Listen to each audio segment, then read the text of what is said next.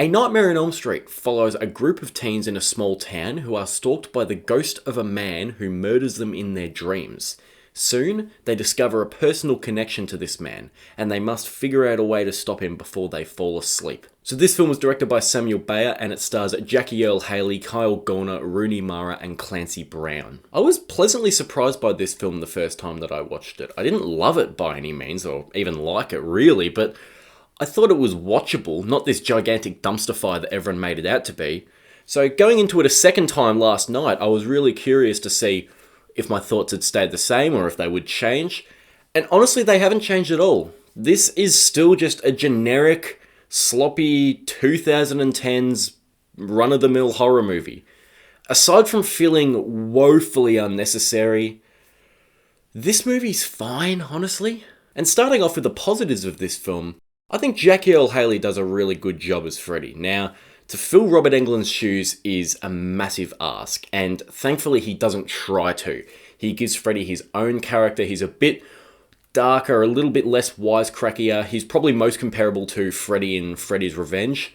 But I think he does good. I think he looks really good. The burn makeup looks great. I think they actually did a bit of CGI work in post, but I think he looks good. I think he brings a good sense of threat to the character and just creepiness. I really like this version of Freddy. Kyle Garner does great as always. He's a fantastic actor, and I'm glad to see him starting to get some more bigger movies recently, but he's always been really good. From this to Jennifer's Body and stuff like that, like, he's a really solid actor, and he does a really good job at playing this outcast in this film, who's socially awkward, but he's also kind of funny. And also, by the end of it, he's probably the best one at selling how tired he is and how hard it is to stay awake. In fact, I'd say he's definitely the best one. Like, by the end of it, his eyes are so droopy, like, in particular, that he's definitely the standout of this movie because he's the only good performance aside from Jackie Earle Haley. Microsleep is a really cool addition to the franchise. It's a new idea, something this movie lacks many of. It doesn't take it nearly far enough, but it is a cool new concept, and it creates some cool sequences. It leads up to some parts where Freddy is basically stalking them while they're still awake because their brain just switches off for a few seconds and basically goes to sleep. So that's cool. And it also creates one, which is the best scene in the film in my opinion, when they're at the chemist and the aisles of the chemist start turning into the boiler room, and the pipes and the aisles and the shelves are the pipes, and Freddy's got his finger knife glove going along the pipes and he's knocking everything off the shelves. It's a really, really cool sequence, and it's one of the only times that this film actually makes use of its very little new ideas. So that's a great scene. There's a couple of nice shots here of Freddy as kind of a silhouette, and he's got the orange boiler room light emanating out from behind him. There are some parts in here that are striking to look at, that are well crafted. As far as the carnage candy in this film goes, it's not great, but I will say that Jesse's death is good. He is definitely probably got the best kill of the film, and I really like the way Freddy kind of toys with him before killing him. It's a really, really cool sequence. And finally, the potential idea that Freddy was innocent could have been really interesting. If they had have rewritten the script to make the story make sense and Freddy's character to make sense with the idea that he is innocent, it would have been something different. It would have been memorable. You would have watched it and gone, okay, whether it may have worked or not, you would have watched it and gone, that's a swing for the fences. I appreciate them trying to do something new. And it's just a shame that they didn't go further with it, because it could have been something unique and this movie would have had a little bit more of a distinct feature about it. But the idea there is cool. I like that. But unfortunately, that's all the good stuff for this movie out of the way, and we've got to wade through the shit now. And one of the biggest pieces of shit in this movie is Rooney Mara's performance. She is terrible in this film, and I'm not even saying she's terrible compared to the original Nancy Thompson, which she is, but just as her own character, because she's supposed to be just a separate character entirely. Name Nancy as a homage, but as the lead of this movie, she is so boring, so disinterested, so unemotional. She doesn't react to anything, really. She just seems like she's sleepwalking through the film, no pun intended. And when you hear stories about her not really being a fan of horror and not really having her heart set on this role, and then she comes out after it and says she had a bad experience making it. It's just like, well, you can kind of tell, because it's just a shame that she seemed to be, I don't know, using it as a paycheck, which I understand, it's got to happen, but when it sounds like the actor wasn't really trying, it really disappoints me. The rest of the cast of characters are so forgettable too. Like, I couldn't even tell you. I could tell you Jesse, I could tell you his name. Everyone else, they have nothing to them. Nothing. And also, turning Freddy into a full-on pedo, I don't think that was the right move.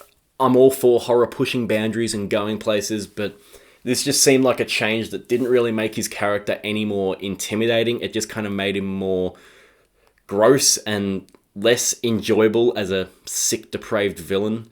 It was very subtly hinted at in the first few films that he may have been but I think actually going right through with it, and the fact that there's so many other ideas in this film that they don't commit to, but they chose to commit to this one, it was just a misstep. And also, speaking of Freddy, his lines sound way too overdubbed to me.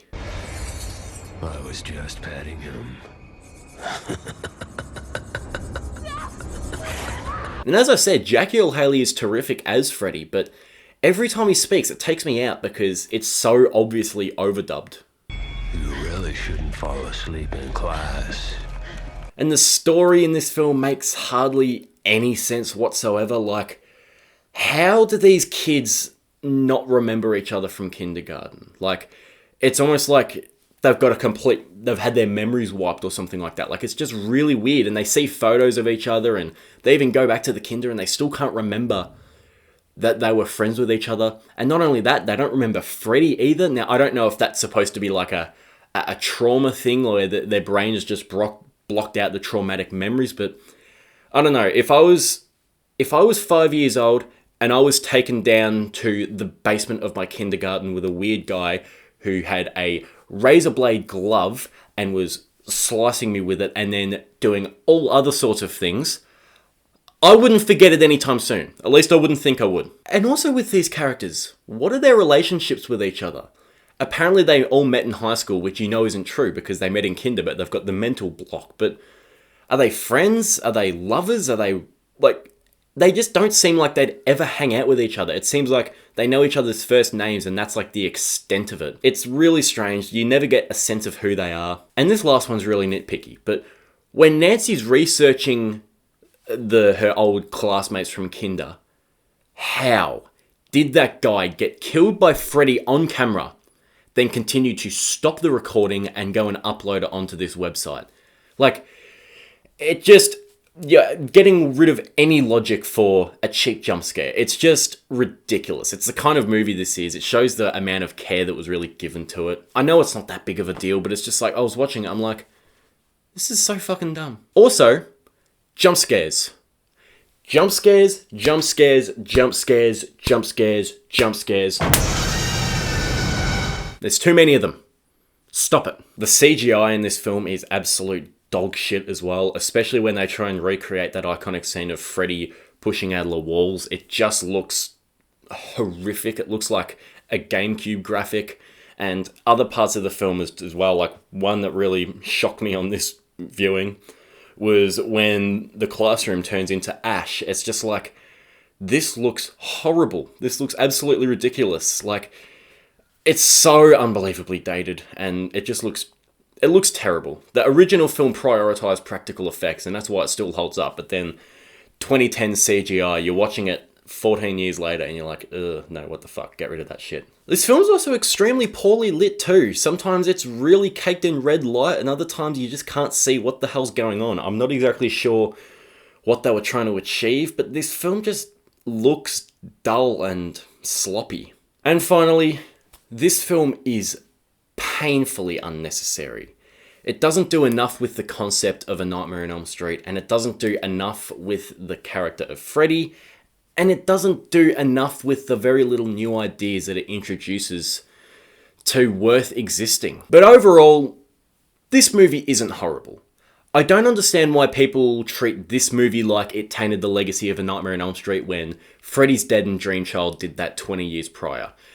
And what I mean by that is that I don't think that this is the worst film in the franchise. I don't think that this film's a dumpster fire. I don't understand why it's treated as the Black Plague, as though it's tarnished the reputation of A Nightmare on Elm Street, when the actual films that tarnish the reputation of A Nightmare on Elm Street, like Freddy's Dead and Dreamchild, seem to get a pass by some people. This film is fine. It's average, generic, run-of-the-mill 2010s horror slop. It's got a good performance from Jackie Earle Haley and a few good scenes, but a lack of character depth and some complete missed opportunities lead this to just being the kind of film that isn't worth your time or money. So the Nightmare on Elm Street remake, it's just a Snoozefest.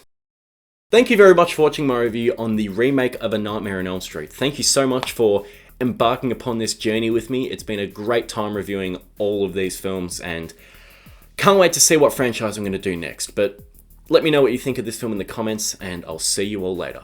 Bye.